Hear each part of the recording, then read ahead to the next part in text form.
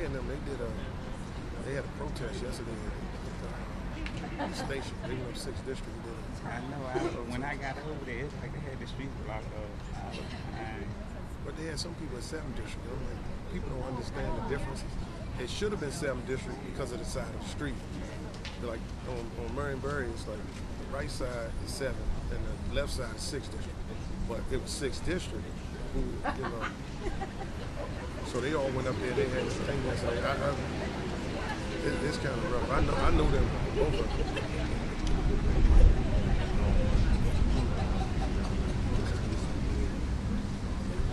Got you.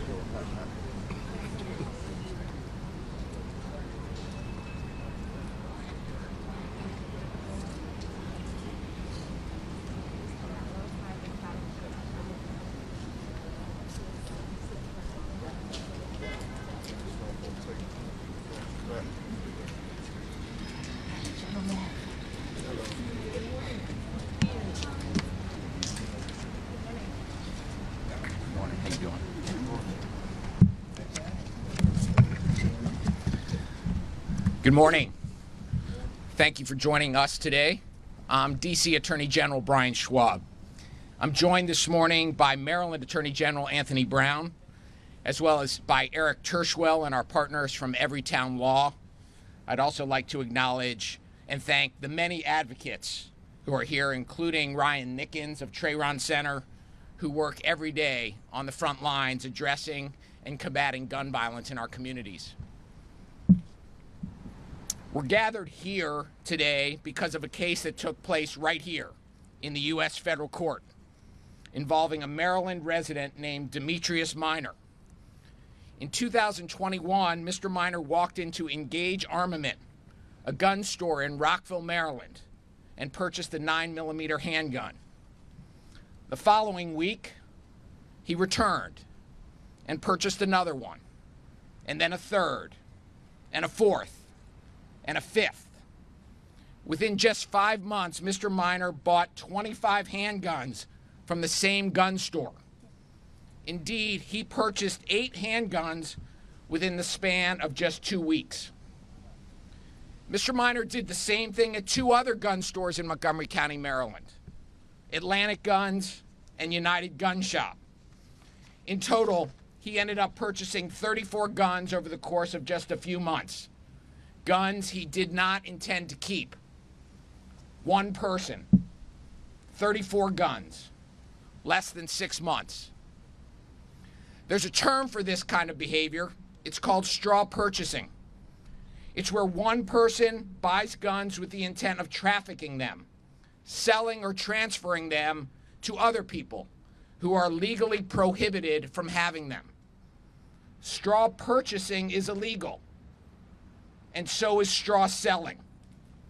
Straw selling guns to purchasers like Mr. Minor, who intend to traffic those guns, is a particularly pernicious practice here in the DMV. Here in Washington, D.C., 95% of illegal guns come from outside the district. These are the illegal guns that are fueling the deadly, horrific gun violence that has wreaked havoc on so many of our neighbors and so many of our neighborhoods. As was predictable and foreseeable, Mr. Minor turned around and trafficked the guns he purchased from these 3 Maryland gun stores. And not surprisingly, many of those guns became crime guns, guns recovered at crime scenes in the district and in Maryland. Now, these 3 gun stores that we've named as defendants are federal firearms licensees, or FFLs. As federal licensees, they are permitted to sell guns. They are trained and have a legal duty to watch out for straw purchasers like Mr. Minor. And they are required to refuse to sell guns to straw purchasers.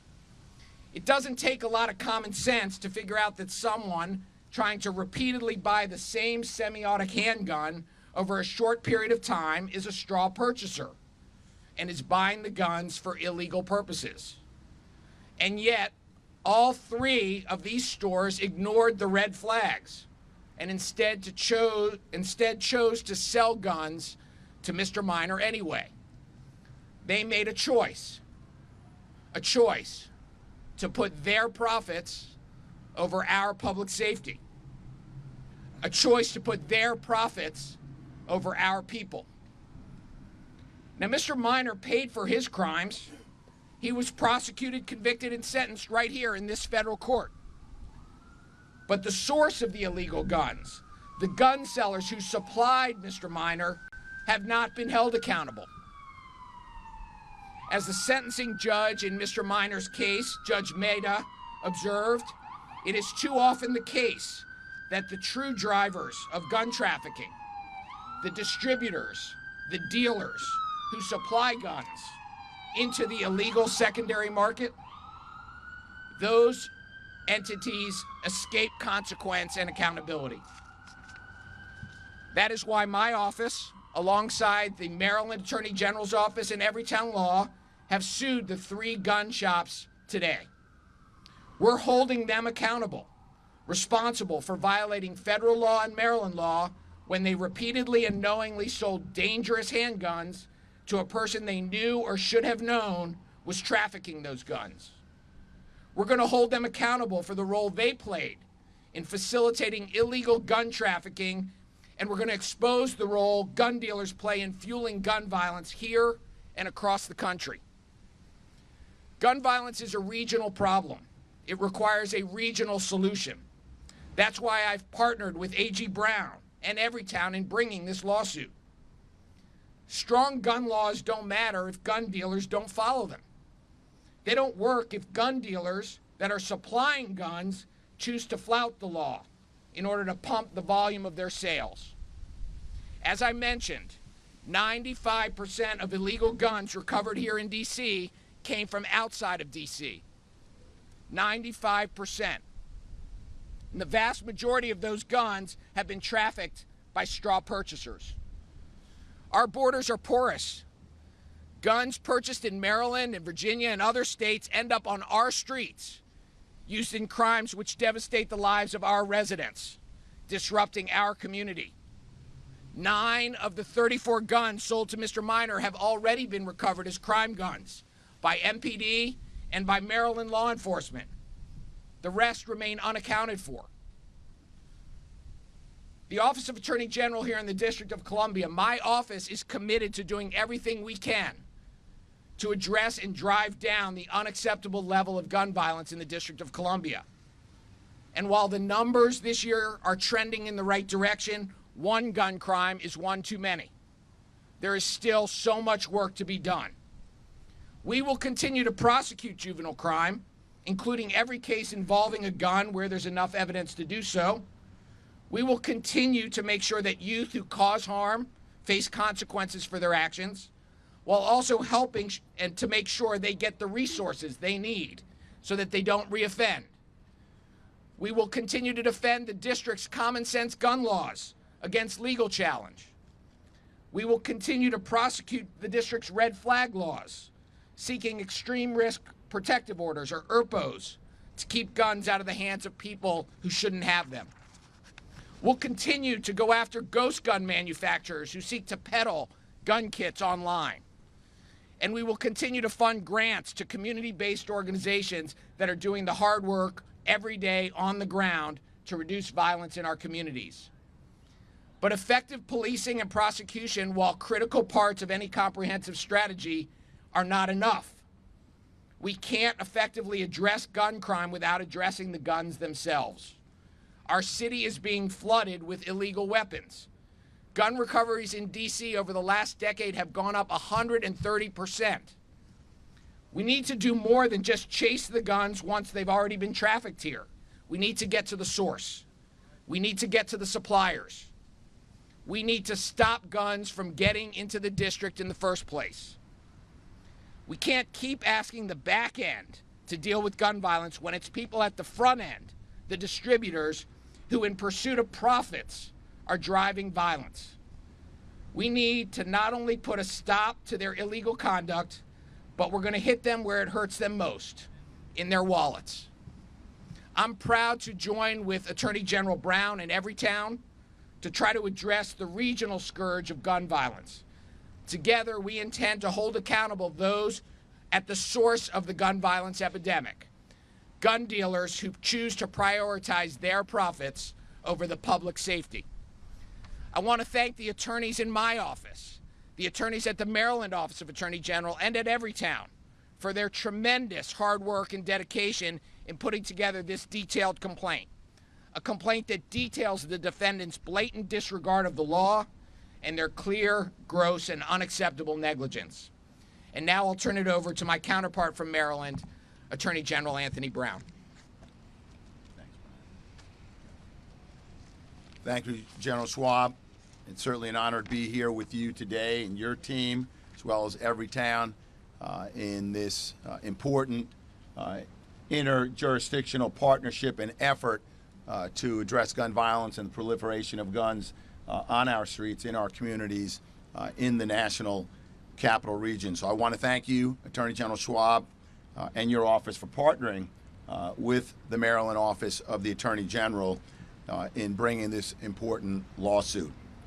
We've recently partnered, as General Schwalb mentioned, with Everytown Law. I want to thank Eric Tershwell and his team. We're excited about the progress that they're making in communities across the country in bringing these suits and promoting common sense gun laws. This case certainly shows the power of working together to protect our communities. And talking or speaking of communities, I want to thank Ryan Nickens. I want to thank you and the Trayron Center, the work that you do in breaking the cycle of violence, working with young people who are healing and recovering and have suffered from gun violence in their communities and their families. So thank you very much, as well to all of the advocates.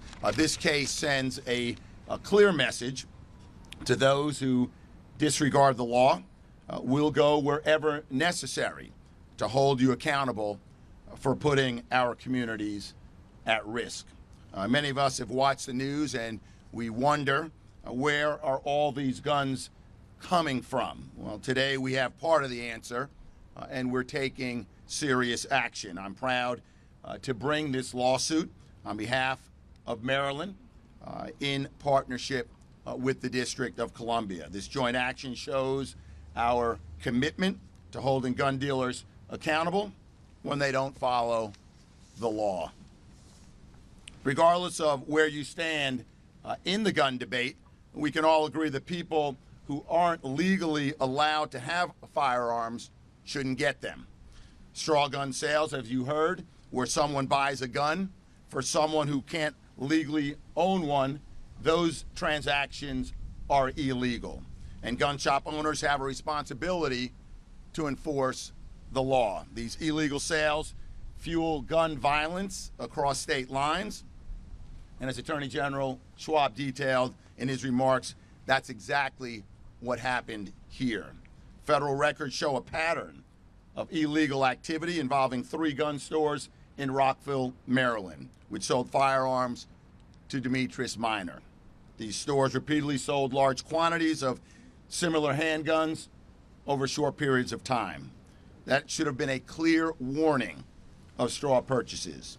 By ignoring these signals and signs, these red flags, these stores contributed to illegal gun trafficking. As a result, guns ended up in the hands of people who aren't allowed to have them. A report from my office identified these stores as the top 3 retailers of crime guns recovered in Maryland from August 2020 to July 2021.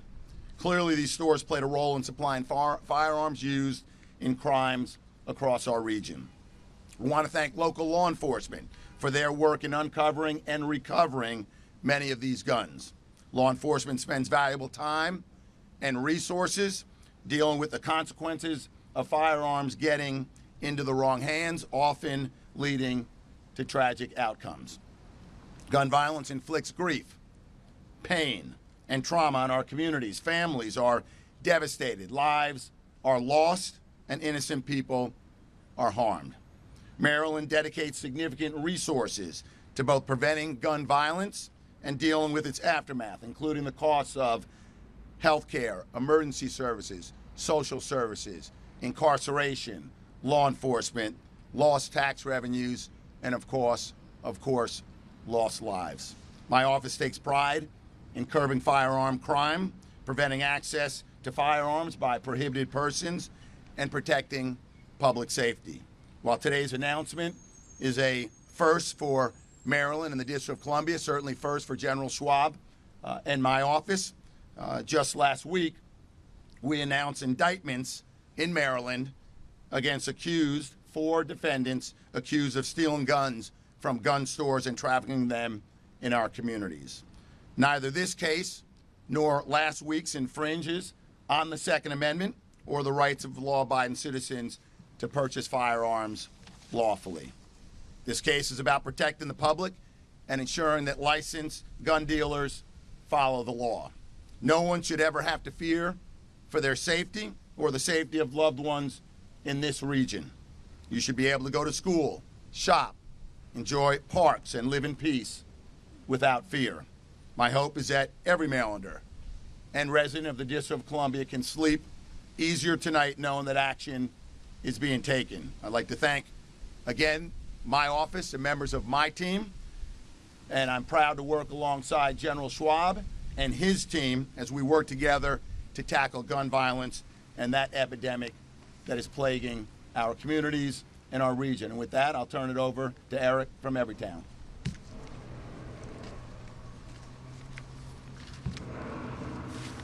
Thank you very much, A.G. Brown and A.G. Schwab. My name is Eric Tershwell. I'm the Executive Director and Chief Litigation Counsel at Everytown Law.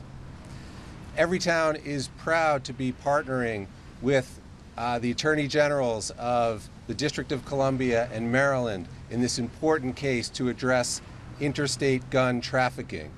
As far as we're aware, this is the first time that two neighboring Attorney Generals have come together to bring a case like this. And we know how important that is because gun trafficking does not stop at state lines. As alleged in today's complaint, 3 Rockville, Maryland gun stores put profits over public safety by facilitating the illegal distribution of firearms in the D.C. metropolitan area. The results have been regrettable but predictable. First, most of these firearms were transferred to a district resident with a lengthy and violent criminal history. That's Mr. Willis, who was mentioned earlier. Second, too many of these guns have already been recovered in connection with crimes in Washington, D.C. and in Maryland. And you can see that on this map, which I believe is, over here.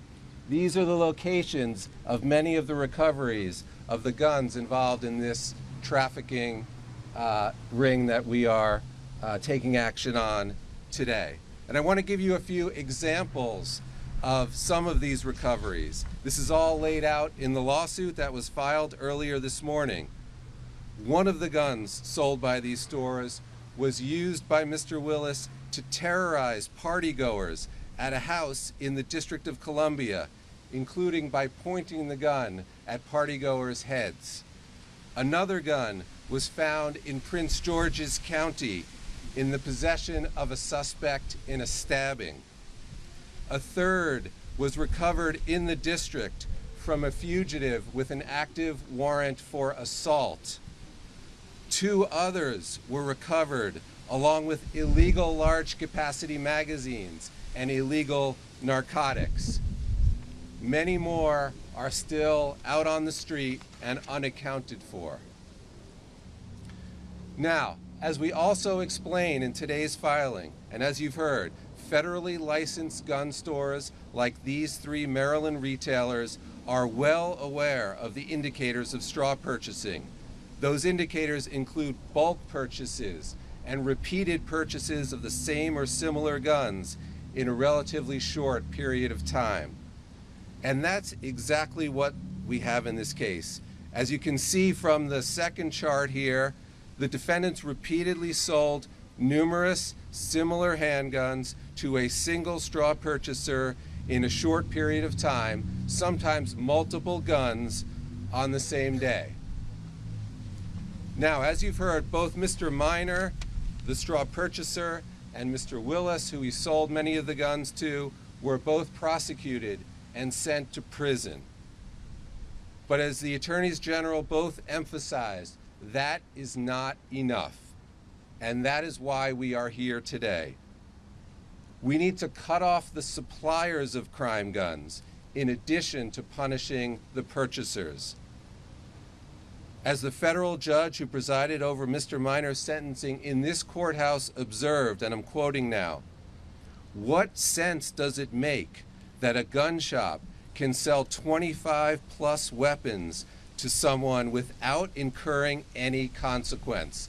That was Judge Maida in this courthouse. Today is the beginning of these stores incurring those consequences.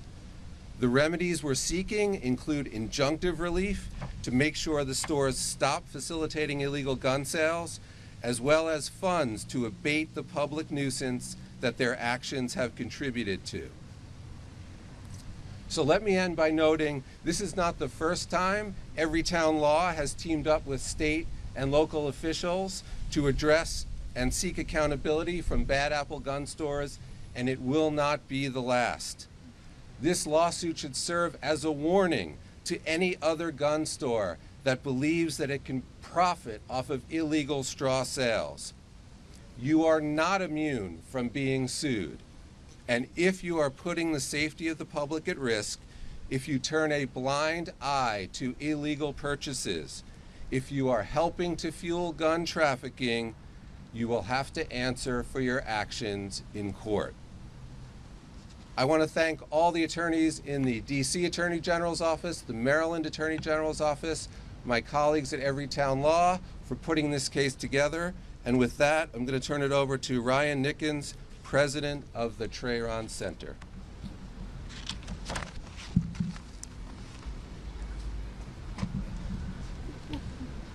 Good morning. Thank you to both Attorney Generals Schwalb and Brown and to Eric for all that they're doing in their offices to curtail illegal guns from flowing into our city and killing our family members and community members. My name is Ryan Nickens. I am a native Washingtonian. I grew up east of the river and in this city that I love because I love my city. My city has not always loved me back. And in 1989 was the first time my family was impacted by guns. My Uncle David, on January the 27th, 1989, was walking from my grandmother's house to my aunt's house. And on 22nd Street in Southeast, he was killed. He was not the intended target, he just happened to look like someone. But that did not stop the pain. That did not provide for us some kind of relief to our grief, because my uncle was dead and his daughter was left without a father figure in her life. My family would not be able to grieve my uncle when my next door neighbor shot and killed my sister Tracy in 1993. And then in 1996, my brother Ronnie was killed. In between that, there were the neighbors. There was, as a teenager, ducking drive-bys. As a teenager, looking at the seat beside me and knowing my classmates should be there. But prematurely, because of the illegal gun flow into our communities, that classmate was no longer there. And their dreams and their family's dreams for them were killed because of an illegal gun. And so fast forward, 30 years later, we still have an illegal guns problem that is taking the lives of our loved ones. It is the reason I founded the Trayvon Center, an organization that works with children 4 to 14 who live in communities where intergenerational gun violence is happening and has continued to happen, and there are no resources, there are no mental health and trauma resources for our kids. And so they are carrying the weight of the world on their shoulders at 4 and 5. I'll share with you this story. When we first started our summer camp in 2018 and our after-school program, there was a shootout in the Woodland Langston Lane community. I held on to one of our babies, who was 8 at the time, as she cried unconsolably, wondering if she was the next person to die. She did not want to leave the center. And so we stayed there for about 40 minutes until she was comfortable, until she was ready. Our kids used to bring stray bullets to the center to show me, Miss Brian, look what I found outside. Like, this is what kids in communities like Langston Lane, Bennett Terrace, and others around our city are living through. And so what the Attorney General are doing is a welcome, and I thank you both, because when Attorney General Schwalb began to run for office, we sat down and we talked. We talked about the solutions to how do we curb violence and bring down violence. And I said to you, when are we going to go after the gun manufacturers and the gun stores? Because behind that trigger is not just the person pulling the trigger, but it's the gun stores and who they bought these guns for. It's a whole system that has been set up for that person to fail, and that person holds accountability for their actions. I'm not saying they don't, but they hold accountability for their actions. But so do gun stores who sell guns illegally, and so do others who sell guns illegally. And so this is a welcome for me and our communities and the children that we serve, that this is a positive step forward. And I am thankful to both Attorney Generals and every town for what they continue to do to make our communities safer, as we continue to make those of us in the grassroots gun violence group continue to make our community safer with all of us, because it takes an all-out effort to make our community safer. This is nothing new. This is 4 decades of gun violence, 5 decades of gun violence in the District of Columbia. And at some point, it has to stop. And it takes brave people like those you see around you and the Attorney Generals to step up and step to the bully and bring the fight to the bully, so that we can grocery shop. Our kids can play outside. That our kids can, on their way to school, feel safe. Our kids don't have to walk through metal detectors and have police surrounding their schools. That they can grow up to be everything that God has created them to be, and everything they hope to be, without post-traumatic syndrome, without PSTD, without looking back 30 years over their lives and remembering every bad thing, the bullets that came through their windows, the heartache of losing so many family members and friends, seeing bodies ridden with bullets at tender ages of 4 and 5. Who wants those kind of childhood memories? Who wants to go to bed to gunfire at night, wondering if it's your loved one, if it's your family member, if it's your friend, and if you're next? And so again, thank you to both Attorney Generals and to Eric and to all of those in the violence interruption world doing this work and giving of themselves and their families day and night. It's all hands on deck now, and it is a team effort, And we see the numbers trending down in the District of Columbia, and it's because it's a team effort, and because our Attorney General is bold enough to stick to his word and to do the work. Thank you.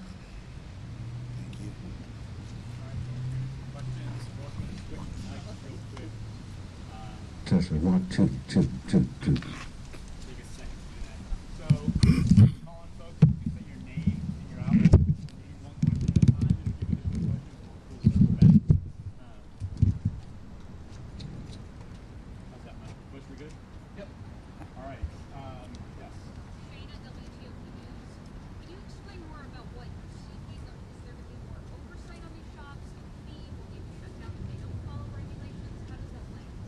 I'm going to let Mr. Tershwell get into some of the details, but the high-level objective is, most importantly, to stop the conduct, to put an end to selling to straw purchasers, and put an end to the practice. That can involve both injunctive relief as well as monitors to make sure that that doesn't happen. We most certainly are also seeking damages and penalties against these dealers for the havoc and the damages they've caused, as A.G. Brown laid out. Tremendous cost to our communities, in terms of response costs, in terms of lost economics and jobs, and that's before you get to the impact on people's lives and the fear factor and the trauma that people experience. Let me just say one thing. And let me just add, too, I mean, it's not just United Atlantic and Engage. They are the defendants in this case. But as we've all sort of expressed, this is sending a clear message.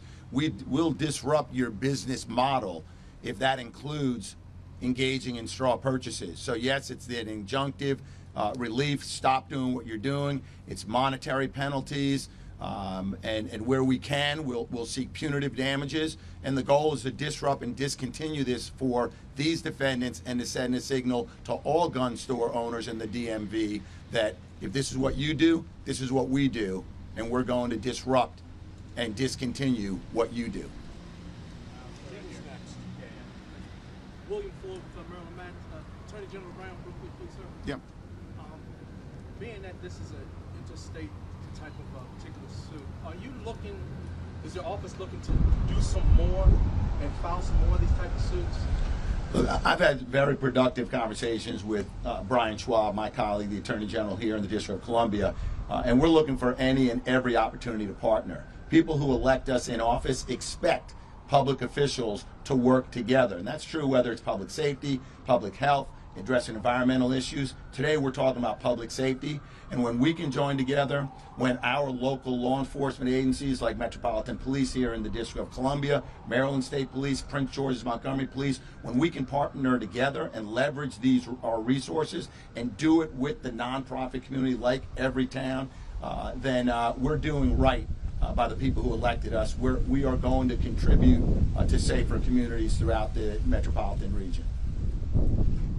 Yes. Name and outlet. Dave LaValle with DC News Now. Attorney General Brown, just to expand on this last question, got the federal charges. Are there any plans to seek state charges in Maryland? Well, I'm going to let Everytown speak to the details of this complaint, but I do want to stay within the four corners of the complaint, which do allege violations of federal and Maryland state law. In terms of criminal punishment against these defendants or others, you know, I will point out last week, unrelated case, different fact pattern. You know, we indicted 4 young adults. In that case, they burglarized a gun store, but whether you're burglarizing a gun store or you're on the other end of the counter selling guns illegally, we're going to use all tools, civil, criminal, administrative, whatever it takes to protect our communities. Let me just add, to be clear, this is a civil lawsuit filed this morning in state court in Maryland. It's filed in state court in Maryland because obviously these gun stores are located in Rockville, Maryland, and the claims that we're bringing, 5 different causes of action, are all state law causes of action. So that's the case that we brought. Hi, Kate Navarro from WBAL-TV. I wanted to follow up on Shayna's question. A quick Google Maps search shows all 3 of these gun shops are open today. Did they ever lose their FFLs? And are you seeking, like, why are they still allowed to operate if you're alleging that they broke all these laws? I understand you're not the, you don't issue the gun licenses, but is this lawsuit what it would take to get those licenses revoked? It just it's confounding that you're alleging this illegal activity and they're all open for business. So you're right that the decision on their federal license is up to the ATF, the Bureau of Alcohol, Tobacco, and Firearms. There are some allegations in the complaint about inspections of some of these stores, but as we all know, the ATF has limited resources. Their ability to inspect gun stores on a regular basis just doesn't really exist. So our experience has been when these cases are brought, it is often another opportunity for the ATF to take a closer look at these gun stores. That's certainly something we would expect here, and we may be urging the ATF to do. But in the case that we've brought, the remedies that we are able to seek under Maryland law and the district's law do not include taking away the license. They do include the kind of injunctive relief that AG Schwalb was talking about and other monetary relief. And just to clarify, the process of filing would perhaps trigger the ATF to take a closer look, or would a decision be what would cause the ATF to look closer? That's really up to the ATF. Yeah, I can't speak to that. It's their discretion. Well, I mean, you said this lawsuit may. I didn't know if in the past they heard about it, looked at a shop or whatever, or waited till there was a decision. Well, look, one thing that's worth pointing out is that a lot of the information in this lawsuit comes from a criminal case that the ATF itself initiated and resulted in the prosecution of Mr. Minor, the straw purchaser, and Mr. Willis, the violent felon to whom he sold many of these weapons. So the ATF has been aware of these patterns of gun sales for a long time. You'll have to ask them what, if any, steps they have taken or might take going forward. But this lawsuit shines a light on the lack of accountability, as Judge Maida, who sentenced Mr. Minor, pointed out, on the gun stores. And that's an important part of this case. Thank you. All right, Sam? Sam, you can comment. Sort of a tangential question, but still on topic as it relates to illegal trafficking of guns. In your findings as Attorney General, what are you finding about police involvement in the trafficking of guns? To clearly point out about the happen. I can speak for the District of Columbia that our investigation and the basis for the lawsuit that we filed today does not involve police involvement or police trafficking of guns. This is focused on private conduct. The businesses in Maryland making a decision to look past the red flags, to stick their head in the sand when there were obvious signs of straw purchasing going on repeatedly over a short period of time. This is focusing on private conduct of Maryland businesses violating both federal law and Maryland law in selling to straw purchasers. But as far as future lawsuits and these future investigations, just in the spirit of expanding and just hammering down on illegal trafficking, what do you find as far as police officers? As I've made clear, my office is interested in doing everything we can possibly do to address the scourge of gun violence. And to the extent that there is anybody violating the law or disregarding the public trust or engaging in behavior that puts DC residents, DC visitors, DC employees at risk, we're going to use every tool we have at the Office of Attorney General to come after them. Well, just he asked for a follow-up here. I mean, the same thing here. We're using every tool at our disposal, whether it's criminal penalties and using federal, state, and local law enforcement, whether what we're doing today, bringing civil actions. We're going to use every tool at our disposal to rid our communities of gun violence. Yeah, hey. Quick question about one of the examples that was listed in the release. It mentioned guns recovered in November 2022 from a DC hotel. I don't know if you're able to confirm if that's related to the shooting of the Bureau Wilson. Not able to confirm that. Beatrice Peterson, ABC News. I know this is a first of its kind lawsuit with the two states, but one state that's missing that's nearby is Virginia. I was wondering if you guys have had any engagement with the Virginia AG, as well as any conversations about these gun stores and their guns maybe being trafficked into Virginia. Well, I can say that Jason Miyares, the Attorney General of Virginia, is somebody who both A.G. Brown and I have regular communication with. We are always looking for opportunities to collaborate and work together on issues that affect the DMV. Gun trafficking is one of those, environmental contamination, worker exploitation. There are a variety of issues that we are much more effective at addressing when we work together. And that's why this effort with both A.G. Brown and my office together is hopefully sending a strong signal, and we welcome A.G. Miyares and other regional AGs to joining us in this collective effort. Brad Bell with Channel 7. Next question here on Fear the Streets and Mr. Robinson, or will you do it separate? Sorry, Brad. We're going to do on topics first, and then we can circle back. Yes. Mauricio Casillas with NBC4. Is there an example nationwide where there's been successful civil lawsuits against these gun stores for these sorts of violations? And please speak to that. Do you have an example of it?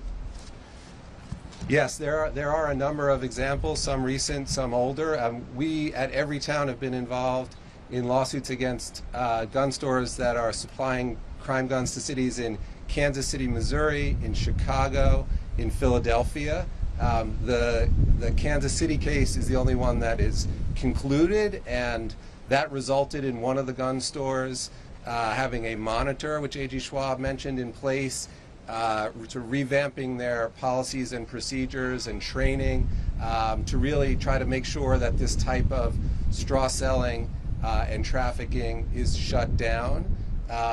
The case we brought in Chicago against an Indiana gun dealer that was the source of hundreds of crime guns recovered in the city of Chicago eventually led to that gun store shutting down in the face of regulatory and litigation pressure. And then if you go back a few years, the city of New York brought many cases against out-of-state gun dealers that also resulted in the installation of monitors and other remedies. And there actually is some follow-up social science that shows, as you would expect, that the number of recoveries of guns sold by those stores significantly dropped. So the short of it is, yes, there is precedent and there is success to be pointed to from this type of lawsuit. On topic. Shouldn't the Maryland State Police have intercepted these sales? I mean, that's my question, Attorney General. Shouldn't the Maryland State Police have intercepted these sales with the number? Well, Brad, I'm not going to speculate in should have, could have. Okay, I'm going to stay on where we are right now. There were illegal straw purchases that were made. Many of them, not all of them, were recovered.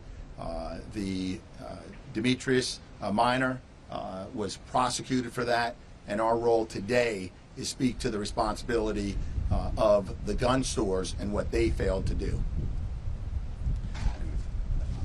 Sorry, just to add to that, I just wanted to point out, and this is quoted in our complaint, this lawsuit focuses on the gun stores, as the ATF says, as the gun industry itself acknowledges, the gun stores are the front line and the first line of defense against illegal trafficking and illegal gun sales.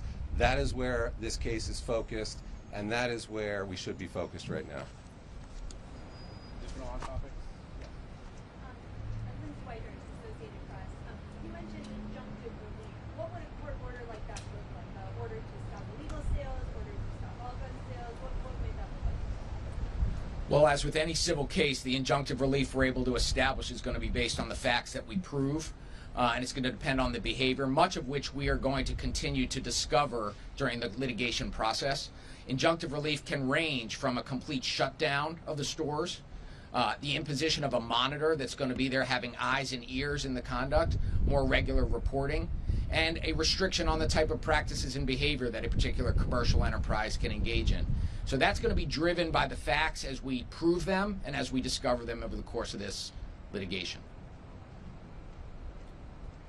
Just to follow up, and what happens if they don't follow that? Because it's a civil lawsuit.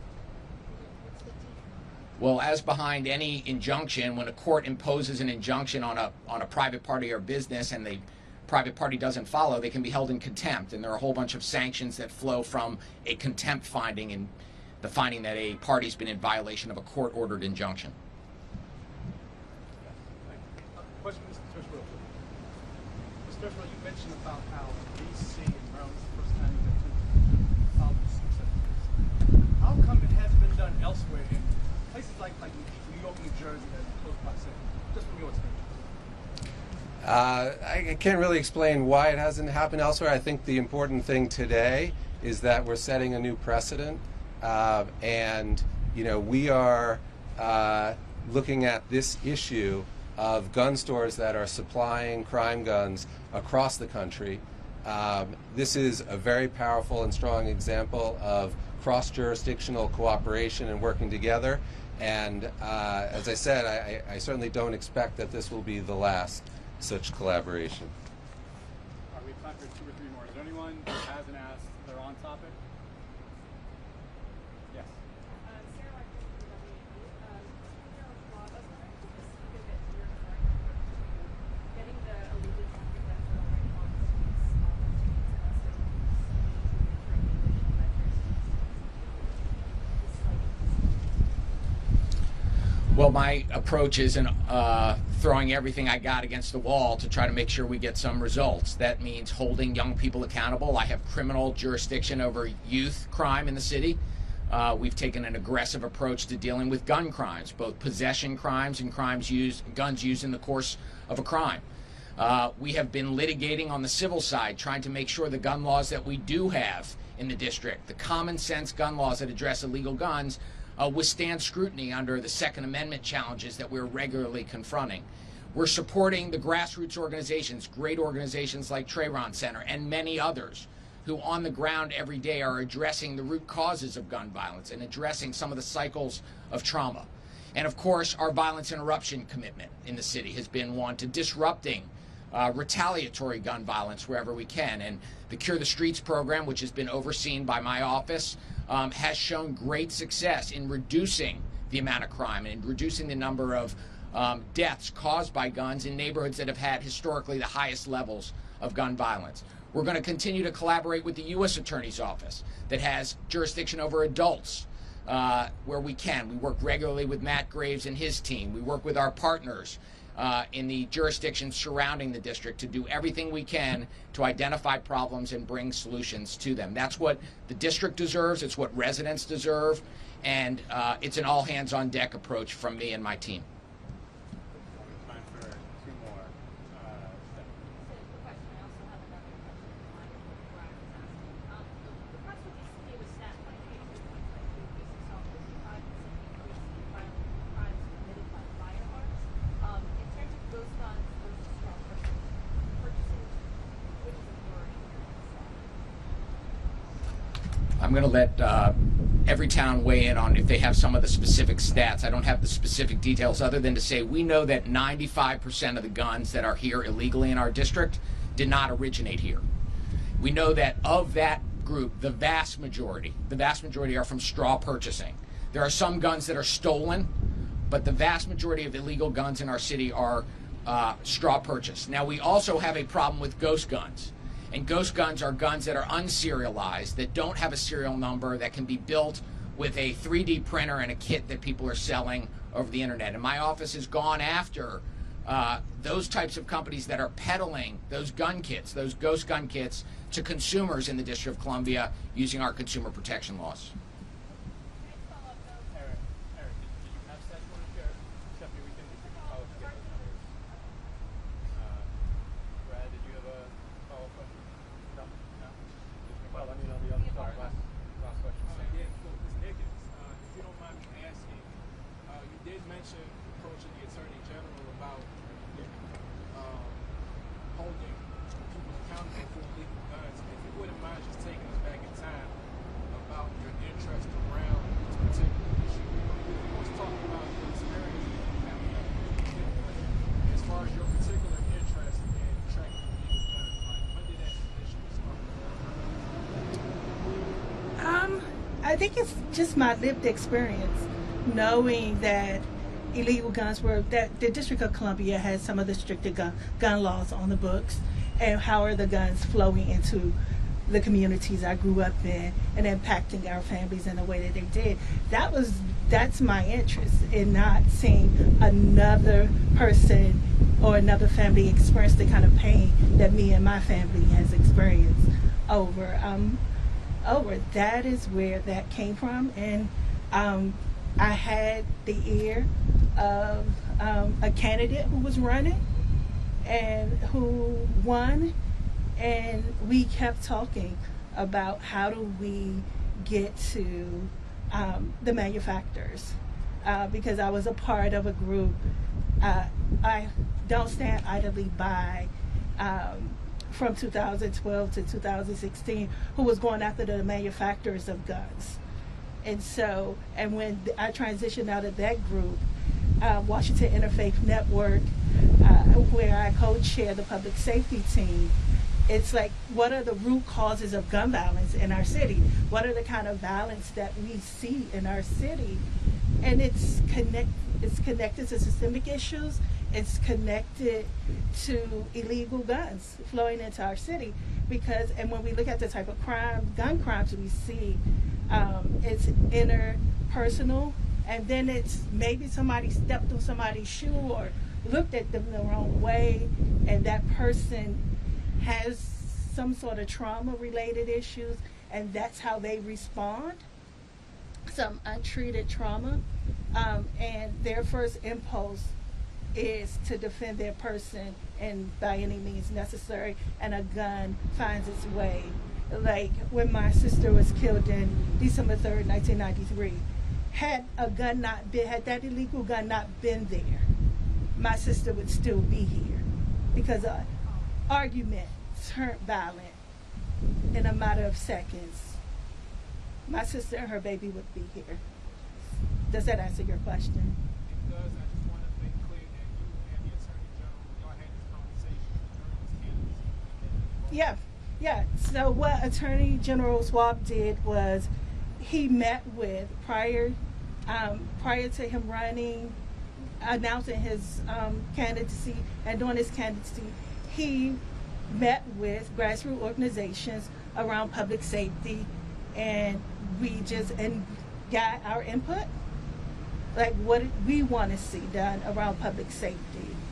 And that was one of mental health and trauma support for our children, and going after gun stores who were not practicing, who were not abiding by the law, and holding them accountable, because like I said, there are multiple people behind that trigger. Before that person pulls that trigger, it's how did that person, let's just think about it. How does a 14-year-old get a gun? Where does a 14-year-old get a gun from? They are not of the age to purchase one. They can't walk into a store and purchase one. So straw purchases, an older person goes into a store, purchases a gun, brings it back to the community, and sells it to a 14-year-old. And now that 14-year-old is carrying a gun for whatever the reason that child is carrying a gun, whether it's their own protection because they feel like they can't protect themselves, or they just want to be the tough guy because that's the neighborhood norm. And so, and it's just wanting kids not to repeat the cycles that I grew up in, wanting them to be better, to have better lives is where this comes from. And like I said, Attorney General Schwalb met with the grassroots organizations, got our input, and he has been a man to his word to stick to doing all that he can in his role as our Attorney General to curb youth violence, to curb gun violence, and to address the public safety issues in D.C.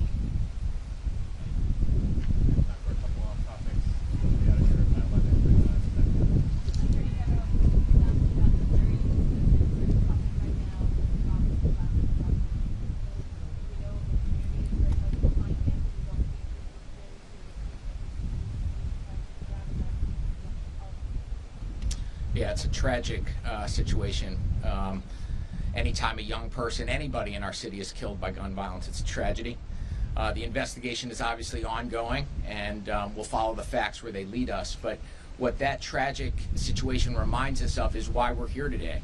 We have too many guns in our city, too many guns that are wreaking havoc on communities and on organizations that are trying to just get by. And when people don't feel safe in our city, all of the other great things about Washington, D.C. take a second fiddle.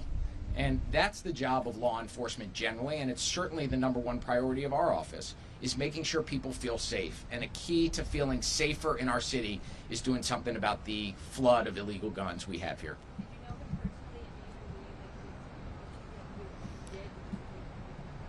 I have met him. I do not know the specifics of the facts. We're going to let the investigation of what happened play its course, and we'll see where the facts lead us.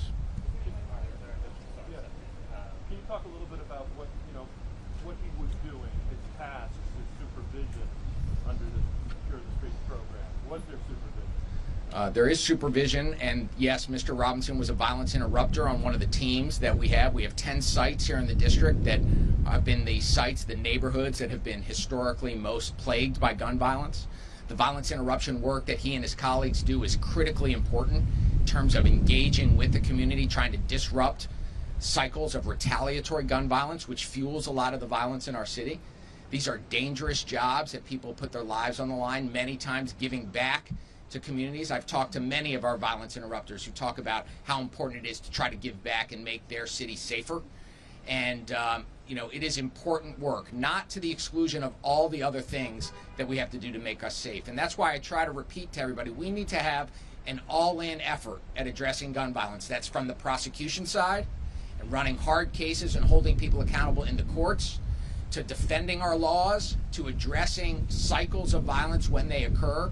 We can't do one or the other. Instead of an either-or approach, we need a both-and approach, and that's what is animating the strategy of the Office of Attorney General in addressing gun violence. I understand it's kind of a 24/7 vocation, passion for people. Was he on any sort of specific duty before this incident? I can't talk about the specifics of the incident. The investigation is ongoing, and we'll let the facts play out as the investigation unfolds. Right. We can get the details about what his responsibility for and follow. Is he the same Justin Robinson who was previously charged in connection with a homicide? We can follow him. Can't answer that, sir? I'm not aware of the facts of his background, specific facts of his background. Are there any members here? I don't think so. Any other questions from folks? All right. Thank you all very much. Good job.